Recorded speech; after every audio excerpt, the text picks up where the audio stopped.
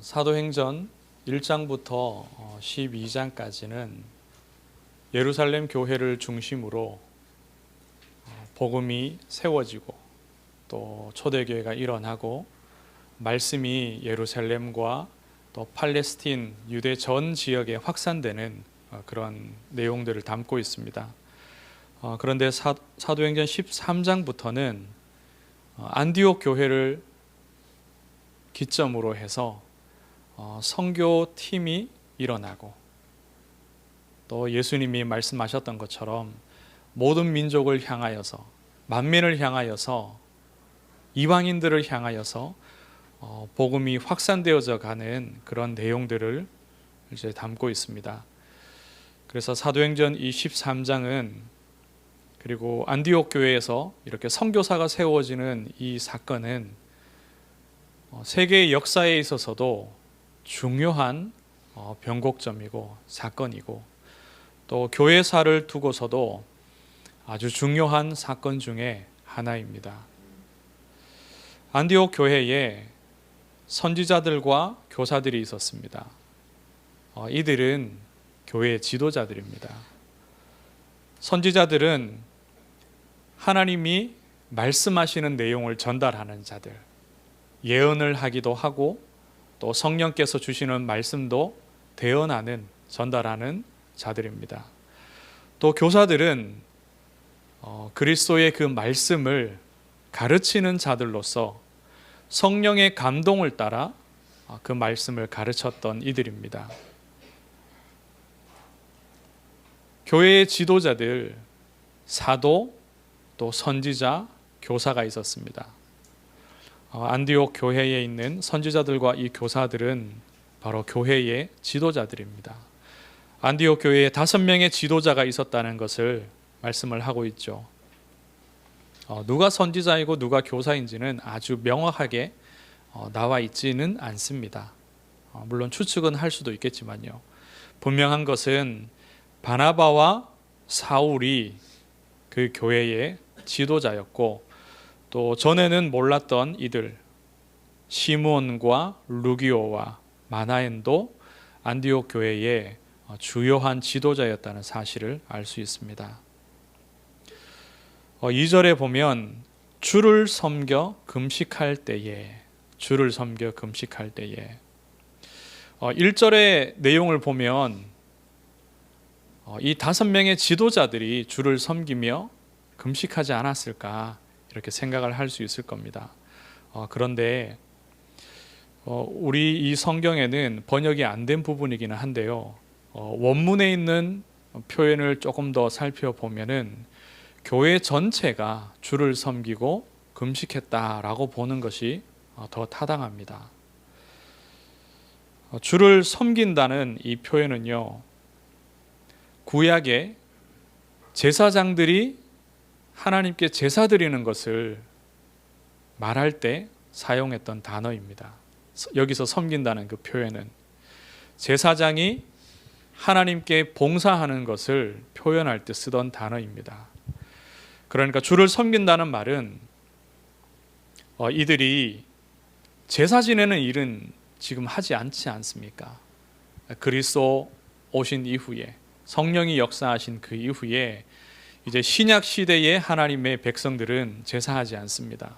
대신 그리스도를 기념하며 떡을 떼며 잔을 나누며 예배합니다.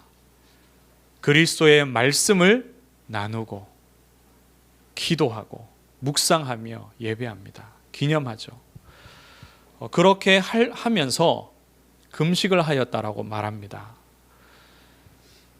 성경을 볼 때에 금식은 언제 했느냐 하면은 하나님 앞에서 우리를 아주 낮출 때에, 레위기서 16장의 말씀을 보면 하나님 앞에서 우리를 너무나 보잘것없는 존재로 낮추면서 하나님 앞으로 나아가고자 할 때에 금식했습니다. 또 아주 주요한 일을 두고서, 아주 중요한 일을 두고서 하나님 앞에 간절히 기도할 때에, 또 회개할 때에, 그리고 너무나 슬픈 일이 있을 때 그때 금식했습니다.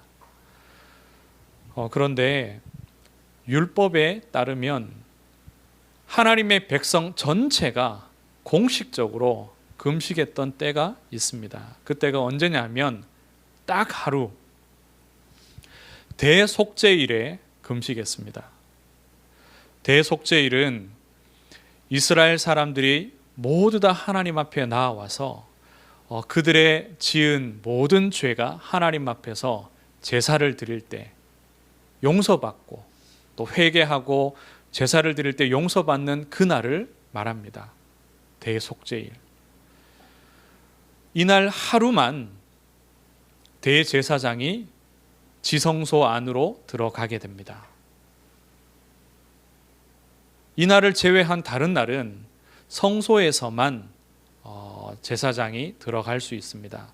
그런데 지성소 안까지 들어가는 것은 대제사장이 이날 하루에만 허락이 되어집니다. 그리고 이날은 유대의 모든 백성들이 금식하는 날입니다.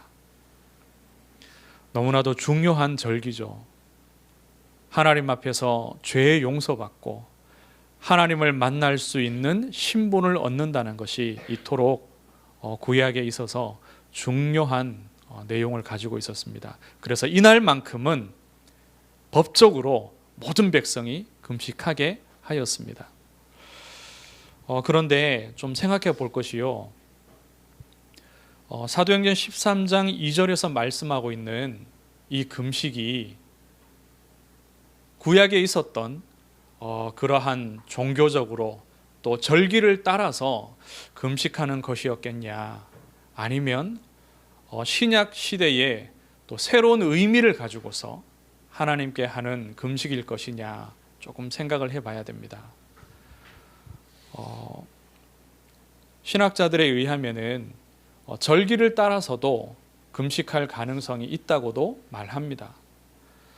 왜냐하면 지금 그리스도께서 오신 이후에 초대교회가 세워진 이후에도 유대인들, 복음을 받은 하나님의 백성된 유대인들 가운데에도 여전히 율법을 지키고자 하고 또 할례를 하여야 한다고 하는 그러한 생각들이 많이 퍼져 있습니다.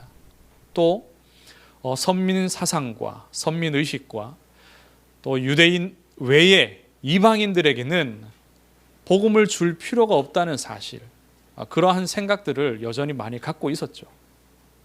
그렇기 때문에 제사를 드리는 것까지는 하지 않을지라도 대제사장을 통해서 지성소에 들어가고 그러한 율법들을 여전히 지켜야 한다는 생각에까지는 이르지 않을지라도 금식을 하며 죄를 자복하고 하나님 앞에서 경건한 삶을 누리며 그렇게 삶을 경건하게 가져가면서 하나님께 이러한 제사 외에 절기를 지키는, 예배하고 하나님 앞에 나아가고자 하는 그러한 것들은 유지될 수 있지 않겠냐, 이렇게도 볼 수 있습니다.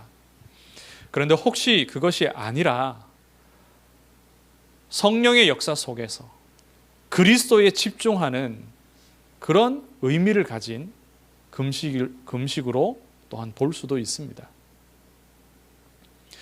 그래서 구약 시대에는 율법을 통하여서 금식을 하게 하였고, 또 개인의 어떤 죄를 자복할 때나 또 하나님 앞에 간절히 기도할 때에 그러한 일들은 금식은 자유롭게 개인적으로 해왔습니다.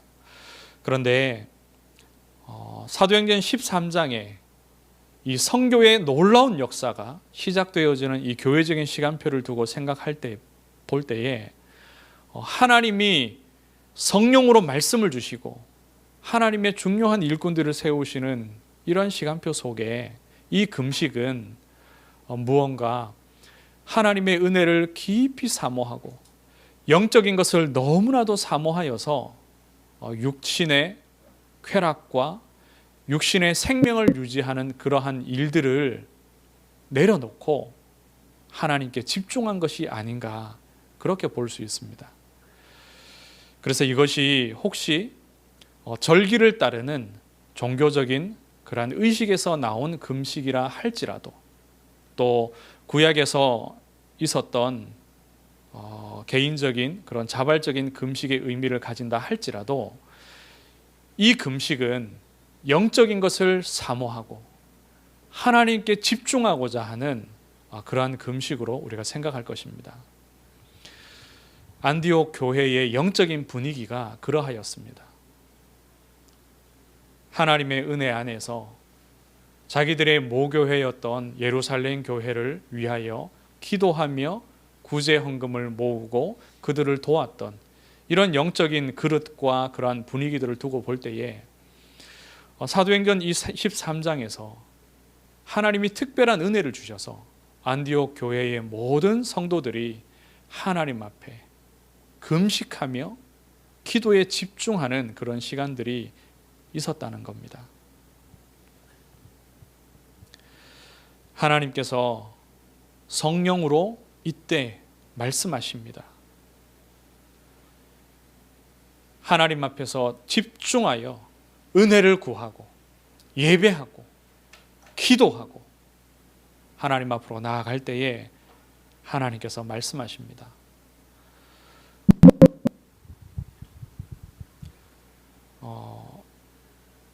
사람들이 먹는 것을 통해서 쾌락을 취하죠.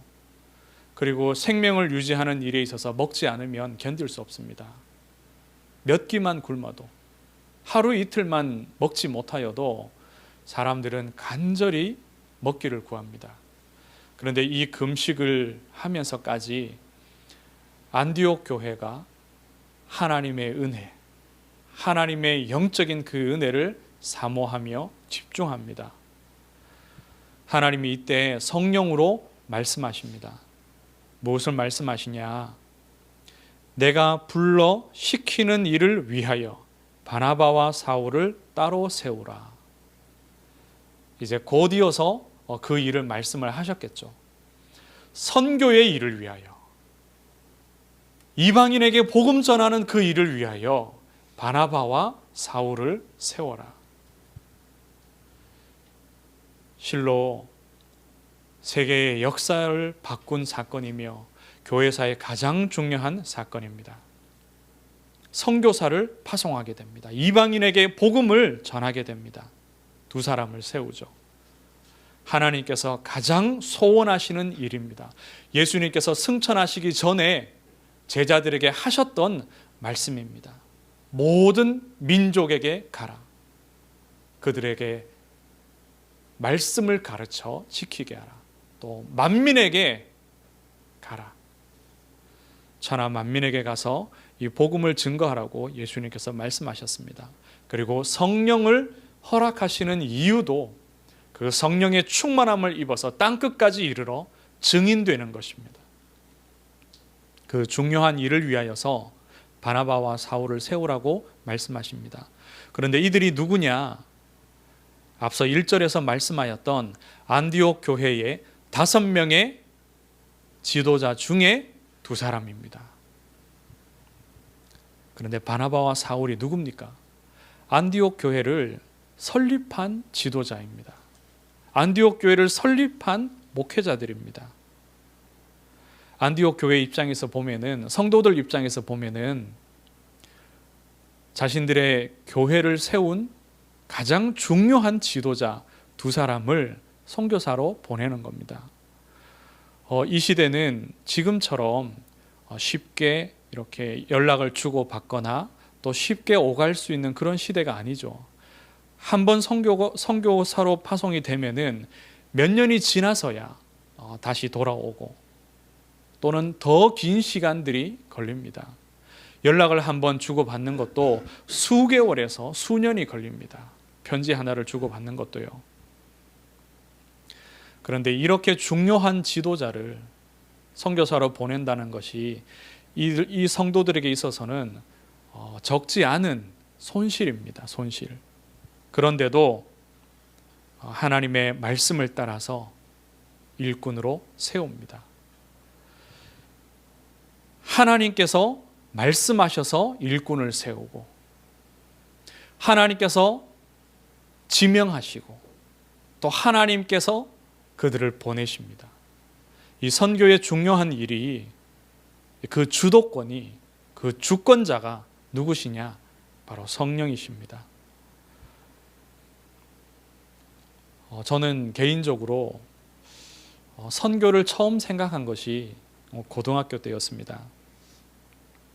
횟수로 따져보니까요, 한 30년이 되네요. 30년 동안 제가 선교를 꿈꿔왔습니다. 바울 같은 이러한 선교사가 되는 것이. 중간중간에 다른 꿈도 꾸고 또 다른 길도 찾았더랬습니다. 그런데 다시 하나님이 선교에 대한 마음 주시고 또 선교사에 대한 비전도 주시고 계속 꿈을 꾸고 그림을 그리게 하셨어요.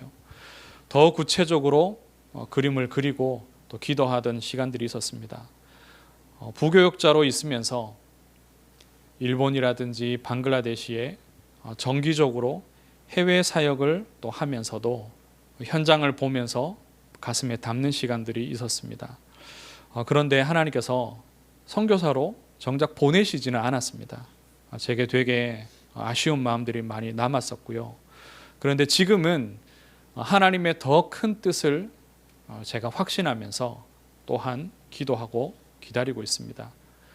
선교사로 제가 나갈 것을 기다리는 것이 아니라 하나님이 어떤 방법으로 또 하나님의 때에 어떻게 선교하실지, 열방을 향하여서 이 복음을 확산시켜 나가실지, 우리 교회를 또 저를 어떻게 쓰실지 그것을 기다리면서 기도하고 있습니다. 이것은 여전히 하나님의 소원이고 또 그 마음을 허락하신 또 저와 우리 교회의 소원인 줄 믿습니다. 하나님께서 분명히 하나님의 선교를 위해서 우리 교회를 쓰실 것을 약속으로 받았습니다. 그래서 그 약속이 우리 교회 이름에 담겨 있죠. 안디옥. 안디옥이라는 그 이름은요, 사도행전 13장에 하나님이 안디옥 교회를 통해서 하신 이 일을 언약으로 붙잡고 붙인 교회 이름입니다. 이 교회가 힘을 얻고 또 성장하고 그래서 우리를 위한 교회가 되는 것을 하나님께서는 바라지 않습니다. 우리만을 위한 교회, 우리 자녀를 위한 교회, 우리 지역을 위한 교회, 하나님께서 그것을 바라는 것이 아닙니다. 하나님께서 안디옥 교회에 많은 유대인과 이방인들을 모으시고 하나님께서 세우시고 처음에는 바나바와 사울뿐이었지만 다른 세 사람의 뛰어난 성령에 감동된 영적인 지도자들도 하나님께서 세우셨습니다. 왜 그렇게 하셨습니까? 선교를 위해서, 이방인 선교를 위해서. 이 안디옥 교회는 그 일을 감당할 수 있는 그릇이 준비된 교회입니다. 육신적으로 보기에도 예루살렘 교회보다는 조금 더 적합한 교회죠. 그 교회의 위치도 이방 땅이요. 그 교회의 구성원도 이방인들이 더 많습니다. 니게르라 하는 시므온, 이 사람의 출신이 어디입니까? 이방 땅입니다. 니게르라는 말은요, 검다라는 의미의 라틴어입니다. 검다라는 의미의 흑인입니다. 흑인. 그래서 그 사람이 유대 땅에서 태어나고 자란 순수한 유대인이라면 피부가 검을 수가 없죠. 그런데 이 사람이 저 아프리카, 북아프리카 지역의 구레네 출신의 사람으로 보는 것이 타당하다고 신학자들이 말합니다. 이러한 사람들이 영적인 지도자로 서 있는 교회가 안디옥 교회입니다. 그리고 하나님이 이미 성장시키셔서 능히 경제적으로도 또 영적으로도 예루살렘 교회를 도울 수 있는 위치에까지, 그러한 수준에까지 하나님께서 자라게 하셨습니다. 바울과 사울, 중요한 지도자를 파송하고 나도 또 그 교회를 잘 이끌어갈 수 있는 영적인 지도자들을 하나님이 이미 준비해 두셨습니다. 이런 시간표 속에 준비된 교회를 통하여서 하나님께서 선교를 열어가시는 겁니다. 하나님께서 바울과 바나바와 사울을 세우게 하셨을 때에 안디옥 교회의 모든 성도들이 이것을 두고 어떻게 감당합니까? 또 한 번 금식하며 기도합니다. 또 금식하며 기도합니다. 그래서 이것을 볼 때에 구약에 있는 절기를 따라서 단순히 해야만 하는 의무를 가지고서 금식한 것은 아니라고 보여집니다. 이들이 정말로 하나님의 영적인 은혜를 사모하며 예배하는 가운데 금식하고 있었고, 성령의 말씀이 선지자를 통하여서 임할 때에 이들이 순종합니다. 3절에 보면 보내니라 라는 단어가 나오죠. 이것을 원어상으로 보면은 내어놓아 자유롭게 하다라는 의미를 포함하고 있습니다. 지금까지는 바나바와 사울이 안디옥 교회에 매여 있는 목회자였습니다. 그런데 이날 이후로, 안수하고 보내는 이날 이후로 이제 이들은 자유롭게 안디옥 교회를 떠나서 온 이방 땅을 향하여 나아가고 그 이방 땅을 자유롭게 다니며 하나님의 사명을 감당하는 겁니다. 하나님의 은혜를 구하며 간절히 기도합니다. 그리고 금식합니다. 그러는 중에 이 두 사람을 축복하며 성령의 도우심을 간구하며 안수하죠. 그리고 이제는 안디옥 교회의 메인자가 아니라 이방인에게 빚진 자로서 이방 땅을 다니며 자유롭게 복음 전하도록 파송합니다. 지금의 세상은 너무나도 빨리 바뀌고 있습니다. 그리고 앞으로 올 시대는 더 그러하죠. 다니엘서 12장 4절에 보면은 많은 사람이 빨리 왕래하며 지식이 더하리라, 그렇게 말씀하고 있습니다. 이 시기에